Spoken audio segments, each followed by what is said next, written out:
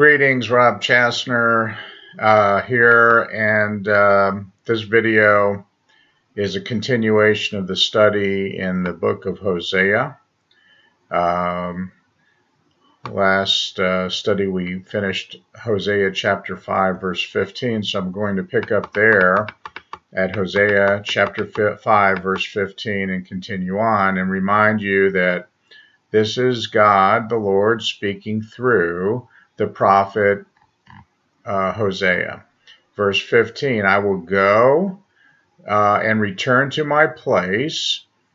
So when he says I will go, he's going to go to planet Earth and return to my place, as we showed the Father's right hand. We talked about that in the last study. So I will go and return to my place. Until then, until they acknowledge their offense. Who is they? That would be the nation of Israel. And seek my face. Of course, that's a reference to, I believe, to the crucifixion. In their affliction, in other words, they are still suffering because of it. They will seek me early. Well, it's been about 2,000 years, but certainly they had no idea that it would be that long. So as we jump now into verse 1 of chapter 6, and you want to remember that the original writings did not have chapters and verses, so we're still dealing with Jesus, or the Messiah, Yeshua, having to come and return to glory. Come to earth and then return to glory. Okay, chapter 6, verse 1. Come, let us return unto the Lord, for he hath torn, and he will heal us. He hath smitten, and he will bind us up. So, come, who? The nation of Israel is responding. Let us, the nation, return to the Lord, for he hath torn. So this is the coming chastisement that is being prophesied all throughout the Old Testament. Now, verse 2, this is interesting, and it's surprising that hardly anybody references this Hosea chapter 2. Listen to what it says. After 2 days with the Lord, 1,000 years is but a day, and a day is like 1,000 years. Well, we know that Peter says it plainly. A year is 1,000 years is like a day to the Lord.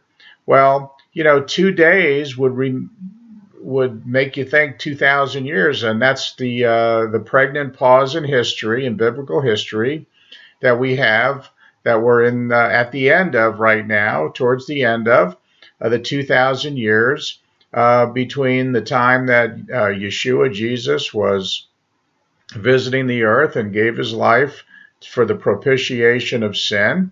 All right, so verse 2, after 2 days, 2,000 years, will he revive us? Now, isn't it exactly what we have seen the last 100 years?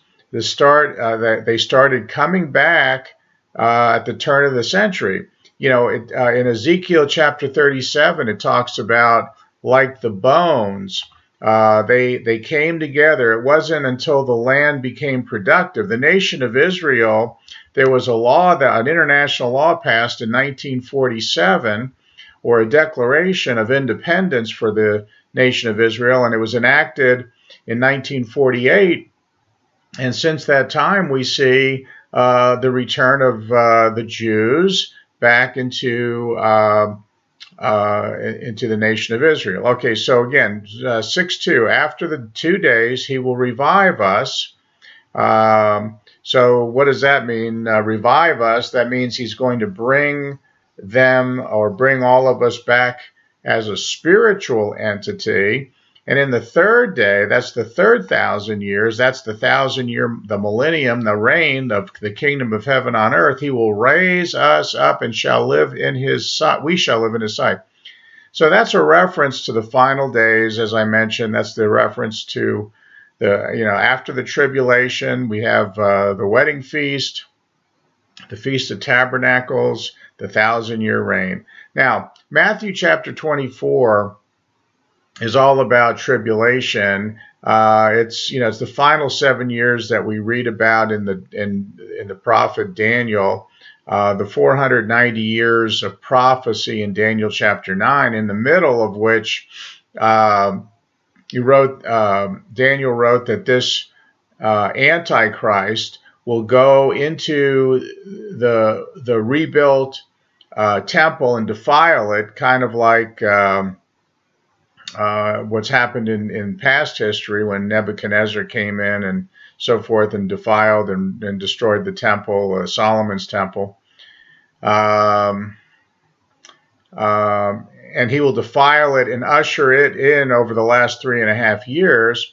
And we're going to see as much hell on earth as the kingdom will be heaven on earth. It's going to be beyond human description. So let's take a look at the whole picture.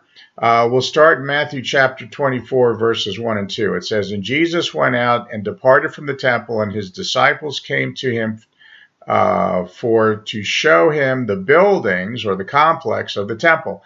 And Jesus said unto them, See ye not all these things? Verily I say unto you, there shall not be left one stone upon another that shall not be thrown down." Of course, this was fulfilled when Titus and his legions came in to Jerusalem in 70 AD and destroyed the temple. Let's continue on in verse 3 of Matthew chapter 24. "And he sat upon the Mount of Olives, and the disciples came to him privately.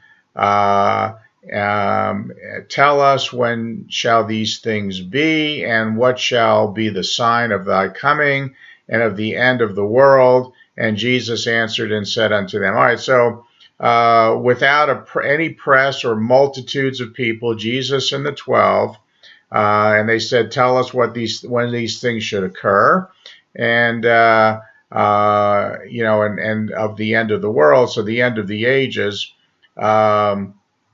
Now, this is appropriate for us. Here is a description of the tribulation. The Lord is speaking of it in terms, and all we can do is say, well, if that's what it's going to be after it starts, we've already seen a lot of these things laid out as previews.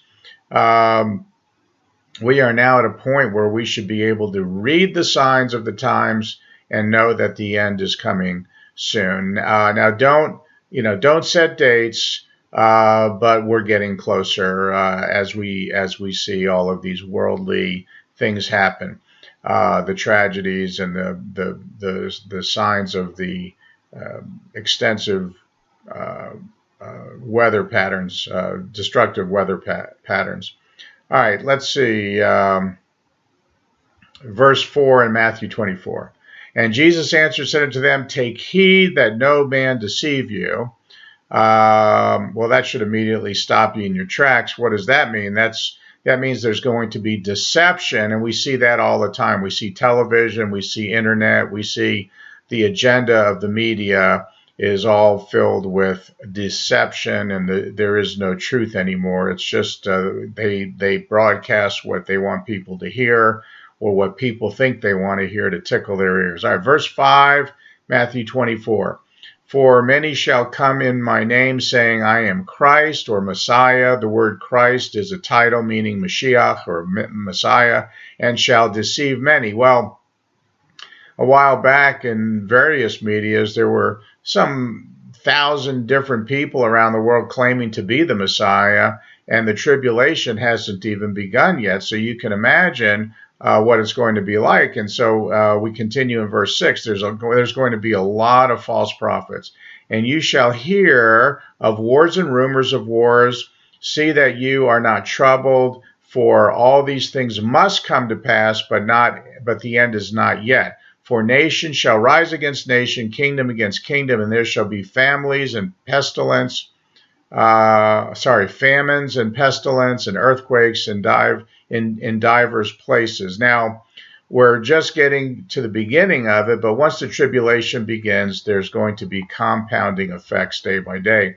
Matthew 24, verses 8 and 9 say, "All these things are the beginning of sorrows. They shall then shall they deliver you up to be afflicted, and shall kill you, and you shall be hated of all nations for my name's sake. So Israel, this is their future. The day is coming when there aren't going to be just anti-Semitics. It's going to be a worldwide thing, and it's going to be devastation for the Jewish people. Matthew chapter 24, verses 10, 11, and part of 12 here, the first part of 12, it says, "And then shall many be offended, and shall betray one another, and shall hate one another. Many false prophets shall rise, and shall deceive many." Again, that's like what we talked about up in verse 4, "and because iniquity shall abound." We have no idea how disgusting and gross it's going to get, because you have to realize that even in other areas of the world, there are still decent moral people that are keeping the brakes on of this outward flow of wickedness. Even though they may not be believers, they've got enough moral sense to still put the brakes on this. But once the tribulation begins, everything is going to collapse, and the wickedness is going to be going throughout the entire world like a flood. Verses 12 and 13, "And because iniquity shall abound, the love of many shall wax cold, but he shall endure, that shall endure unto the end, the same shall be saved." Now that's likely the physical, not the spiritual. If someone knows how to survive all of these horrors, they are fortunate, and they can come to the end of the tribulation and still have a physical life, but there's going to be destruction. Remember, throughout all of the minor prophets and the major prophets, it talks about just a remnant, a very, very small number of people that will survive, who are going to have a relationship with God. All right, verse 14, "Then this gospel of the kingdom," that's the gospel of Yeshua, Jesus Christ, and the 12 he was preaching to, about the promise of the Messiah and King. So, "And this gospel of the kingdom shall be preached to all of the world." Now, likely, when this is when the Great Commission will be fulfilled. This is likely when you have the 144,000 Jews. I know there's more believing Jews than 144,000 now, but I think it's specific. It says 12,000 minimum from each of the 12 tribes. So apparently that has not yet to happen. Most of us don't know what tribe we're from, but God knows. Okay, so they're going to be, they are going to preach the same thing that Jesus and the 12 preached, and that is that Jesus is the King, he is the Christ, he is the Messiah, and he's coming to set up his kingdom, the kingdom of heaven on earth, and it will happen. Continuing in 14, "Shall be preached all the world for a witness unto all nations, and then shall the end come." They are going to succeed in penetrating every nation, every tribe, every tongue with their gospel of the kingdom. Therefore, the tribulation ends. Before the tribulation ends. All right. Now, in verse 15, we jump up to the midpoint, which qualifies it with the word back in the book of Daniel. "When you therefore shall see the abomination of desolation spoken of by Daniel the prophet, stand in the holy place. Whoso readeth, let him understand." So let's know what he's talking about here. Let's turn to Daniel chapter 9 to see what Jesus is confirming, what he's talking about. And, if the creator of the universe says we should be able to believe it, Daniel chapter 9 will tell us and show us, and we'll go with verse 27. Daniel has delineated the first 483 years, which would take place up until Christ's first advent or his crucifixion, and when he satisfies and makes the end of sin and so forth. But now comes the final 7 years of that 490-year prophecy. And here is where we get our teaching of the tribulation, the final 7 years. Jesus confirmed it. All right, Daniel chapter 9, verse 27. And he, that would be the Antichrist or the prince of the earth, shall confirm or make the covenant with many for 1 week. All right, 1 week in this reference or context means 7 years. Now, logic tells us today that this is going to be some kind of a peace treaty between Israel and the Arab world. Finally, the Middle East will have some semblance of peace. It's going to be a miraculous thing. No human element could ever bring it about. It's going to have to be some kind of a God thing for this peace treaty. And it's going to be a 7-year treaty. Now here it comes in verse 27, the second half. And in the midst of the week, or the middle of the 7 years, he, the Antichrist, will cause the sacrifice and the oblation. That is the ritual of temple worship. He's going to cause it to what? To cease. Now, before something can stop, what does it have to do? It has to start. And so we know that there hasn't been any temple for worship in 2,000 years, since 70 AD, when Titus and his legions broke down and destroyed the temple in Jerusalem, which means that this peace treaty will allow Israel to rebuild the temple. Israel will suddenly be back under law and temple worship. 3.5 years later, there's going to be an Antichrist that comes in and defiles it. Now, here's the last part of Daniel 9, verse 27. And he shall cause, or just he shall cause the sacrifice and the oblations to cease for the overspreading of abominations, just to make it so horrible so that the Jews cannot stand it, okay? And it continues, he shall make it, the temple, desolate, even unto the consummation. That is the end of the 7 years, and that determined shall be poured upon the desolate, or the desolator.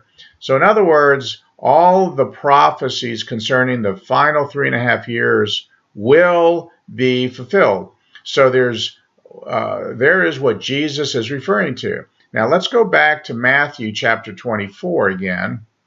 And now he's giving a little indication of what these last 3.5 years are going to look like. It's not going to be a Sunday picnic. Okay, verse 16 in chapter 24 of Matthew. Now let them which be in Judea flee into the mountains. Now remember, Jesus is speaking prophetically to the nation. When you see this event, when you hear it, when you see it on TV, that the Antichrist has gone into the temple and has defiled it, it's going to be kind of like what Antiochus Epiphanes did. He was a Greek general, and back in around 300 BC, and he brought in a hog or a pig, and he sacrificed it on the altar and defiled it. That's what, when you see this happening, you run for your life. All right, verse 16 through 18. Then let them which be in Judea flee into the mountains. Let him which is on the housetop not come down to take anything out of his house. Neither let him which is in the field return back to take his clothes. In other words, go quickly, because once this happens, it's going to happen quickly. Verse 18 through 20 says, neither, again, we're in Matthew 24 for the moment, neither let him which is in the field return back to take his clothes, and woe unto them them that are with a child or a young pregnant woman, to them that are nursing in those days.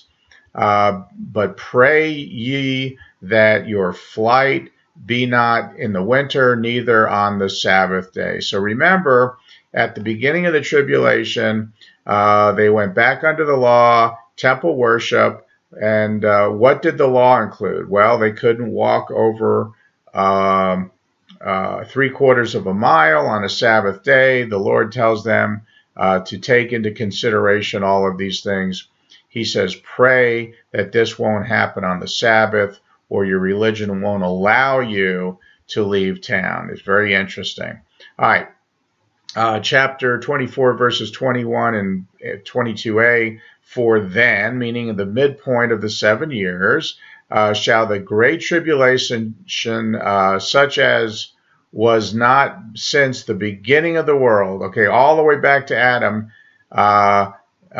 There's never been 3.5 years like this, nor shall there ever be. And except those days should be shortened. Now,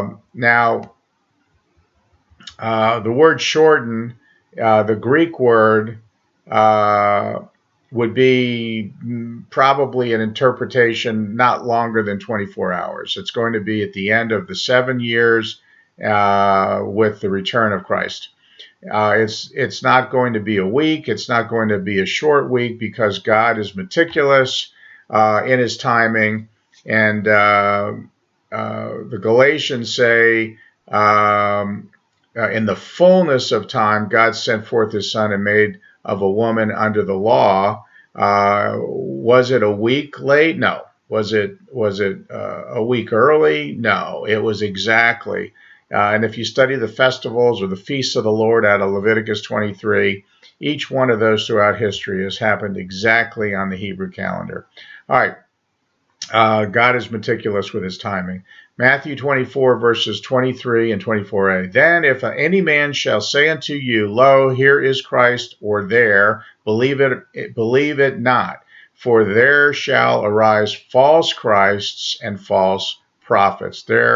That's again, it's repetition, but this is setting the setting that Israel will be in during the tribulation. The first 3.5 years, they'll go under temple worship, and they're going to be invaded, and then it's going to happen. Let's look quickly at Revelation chapter 12, verses 5 and 6. We pick up John's account of this escaping remnant, those who are believers. In Revelation chapter 12, and the woman, of course, in this chapter and all the way through is the nation of Israel. Revelation 12, verse 5 and 6. And she brought forth a man-child who was to rule all nations with a rod of iron.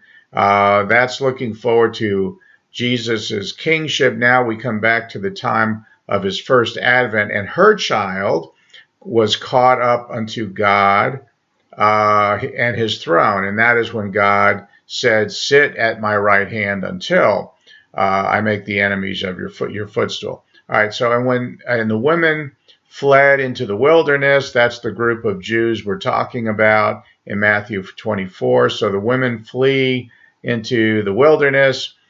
We don't know where it is. Probably some people think it's Petra. It's going to be someplace where God has established a safety net or an umbrella of safety, and she's going to be in the wilderness. Continuing in verse 6, Revelation 12, where she hath a place prepared of God. Again, this is the supernatural. I mean, God created the world, and he can create a safety net as well. And they should feed her there. So God's going to feed 1,260 days. That's 3.5 years. So God's going to protect those who have professed their faith in who the Messiah is and feed them for that last 3.5 years during the tribulation. And when the dragon, or the Antichrist, which is indwelt with Satan, saw that he was cast unto the earth, he persecuted the woman which brought forth the man-child, and to the woman were given 2 wings of a great eagle, that she might fly into the wilderness, into her place where she is nourished, again, nourished by God for a time, a times, and a half a time. So that's a reference to 3.5 years, a time being 1 year, times being 2 years, and a half being half a year, from the face of all of the serpent. Revelation 12:15, and the serpent cast out of his mouth waters as the flood after the woman, that he might cause her to be carried away in a flood. Now this is likely a command from the Antichrist, whose headquarters will be in Jerusalem, to send military contingency out after the remnant, but God is going to protect all of us who are going to be in that group of remnant. And the dragon was angry with the woman, or the remnant who escaped, and went to make war with the remnant of her seed, which kept the commandments of God and have the testimony of Jesus Christ. So it's likely the 144,000. So the remnant will go into a safe place, and the 144,000 will preach the gospel of the kingdom to every nation. Okay, that's going to conclude this particular study that we started in Hosea chapter 5, verse 15 through 6:2. And our next study will pick up in Hosea chapter 6, and we'll continue on. We have a couple more studies, and then we'll be finished with the entire book of Hosea. I hope this has been informative and helpful, and thank you for subscribing, and thank you for viewing.